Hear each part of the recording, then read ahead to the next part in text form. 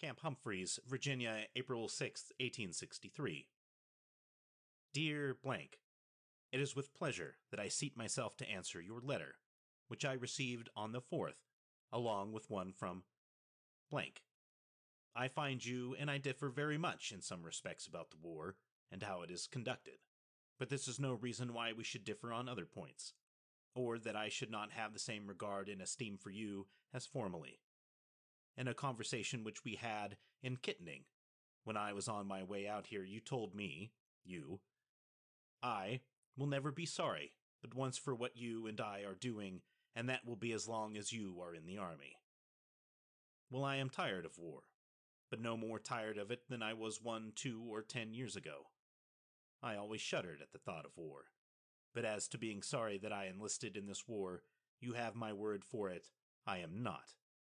I enlisted under the impression that it was my duty to protect my country.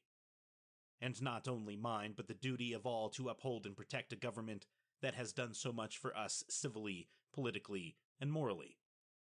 And my belief is now, as firm as ever, that anyone in the North who will not support this government by all the means in his power must have lost all sense of shame, gratitude, and honor. And they who would go still further and aid the rebellion, either by word or deed, deserve no protection from the country they are laboring to destroy. I say they do not deserve its protection another day or another hour, and as their crimes are somewhat similar to Cain's, so in justice, their punishment should be similar to his as explained by himself. Genesis 4:14. Do not understand me as saying that these northern traitors have personally imbued their hands in the blood of their brethren. But I do say and also believe that had it not been for the aid and comfort the South has received from them, they would have given up long ago. And as they have thus protracted the war, they have indirectly caused the death of thousands of the best blood of our country. They deserve banishment from the land, if not from the face of the earth. While they are hypocritically crying peace, peace, they are doing their utmost to aid the rebels and hamper the government in its efforts to crush the rebellion and end the war. They are justly termed Copperheads, for they are a sneaking, slimy set, who are secretly by their influence trying to poison the minds of all with whom they come in contact. They are equally as poisonous, but far more cowardly than the rattlesnake of the South. You want to know what we soldiers think of the Conscription Act and of the Emancipation Proclamation? Well, in the first place, nothing could please us better than to draft those at home who will not volunteer and come out to share the hardships of war with us. But it pleases us still better to think that as the Copperheads have not come out but are still at home, that the draft will fall heaviest on them. I have heard that some of them say they will resist the draft. I have an idea that they will not be so foolish, but if they do and the soldiers now in the field have an opportunity, they will be brought out on the double quick, and that at the point of the bayonet.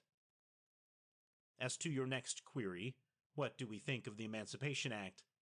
I would say that those who have enlisted to fight the battles of their country have done so from pure motives of patriotism and love of country, not that they love war and excitement more than others.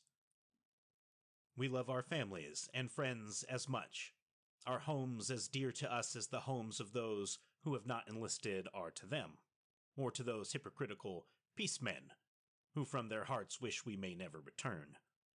I am glad to think you are not one of these. Therefore we soldiers wish for a speedy, honorable, and permanent peace, and the soldiers as a general thing believe that as a means of accomplishing this desired end, emancipation is necessary, and as slavery is the cause of this war. If it is permitted to continue, it may cause another war. Therefore, to make peace permanent, emancipation is necessary. You ask, how soon will I be home? That will depend on circumstances. If my life and health are spared and the traitors in the North are permitted to act treason and aid the rebels as they have been doing, the time will be longer than otherwise. God in his own good time will show a way to stop this, when the government shall have been sufficiently punished for its connivance at the sin of slavery. And when, as a nation, we are brought up to a proper standard, then, and not until then, do I expect the army to be disbanded and each of us to return to our homes to live in peace. I have never had a doubt as to the final result. God will be glorified and make right to prevail in his own good time. Again, you ask, do we intend to whip the South back into the Union? Well, we intend to whip them. We don't care about them staying in the Union, but we are determined if they go out, they shall not take a foot of the soil with them. There are plenty of loyal people in the United States to people the whole country, even if the traitors of the North go too.